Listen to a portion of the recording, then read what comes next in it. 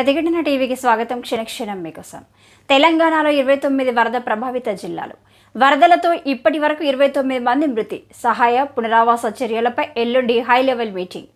రాష్ట్రంలో ఇటీవల కురిసిన భారీ వర్షాలు వరదలతో 29 జిల్లాలను వరద బాధిత జిల్లాలుగా ప్రకటిస్తున్నట్లు సిఎస్ శాంతికుమార్ తెలిపారు.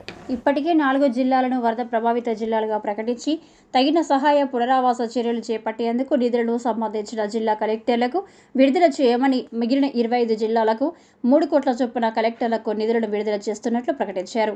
భారీ వర్షాలు వరదల వల్ల సంభవించిన నష్టాలపై సోమవారంలోగా నివేదిక సమర్పించాలని ఆదేశించారు.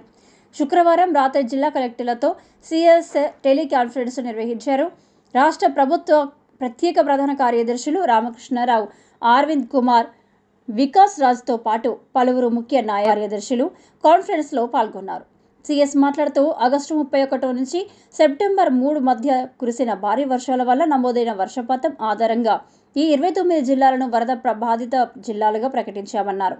హైదరాబాద్, రంగారెడ్డి, మేడ్చల్, మల్కాజ్గిరి, సిరిసిల్ల జిల్లాలు మినహా అన్నింటినీ వర్ష ప్రభావిత జిల్లాలుగా ప్రకటించామని వివరించారు. వర్షాలతో ఏర్పడ్డ నష్టాలు, చేపట్టాల్సిన పునరావాస కార్యక్రమాలు, అందించాల్సిన సహాయం, పునర్నిర్మాణ కార్యక్రమాలపై సీఎం అధ్యక్షతన సోమవారం ఉన్నత స్థాయి సమావేశం ఏర్పాటు చేసినట్లు వెల్లడించారు. వరదలు, వర్షాల వల్ల జరిగిన నష్టాల వివరాలను నిర్ణీత నమూనాలలో సమర్పించేందుకు గాను జిల్లాల వారీగా సీనియర్ అధికారులను ప్రత్యేకంగా నియమిస్తున్నట్లు తెలిపారు. రాష్ట్రంలో వరదలతో ఇప్పటి వరకు 29 మంది మరణించారని, వీరికి ఎక్స్గ్రేషియా అందించేందుకు వివరాలు పంపాలని తెలిపారు.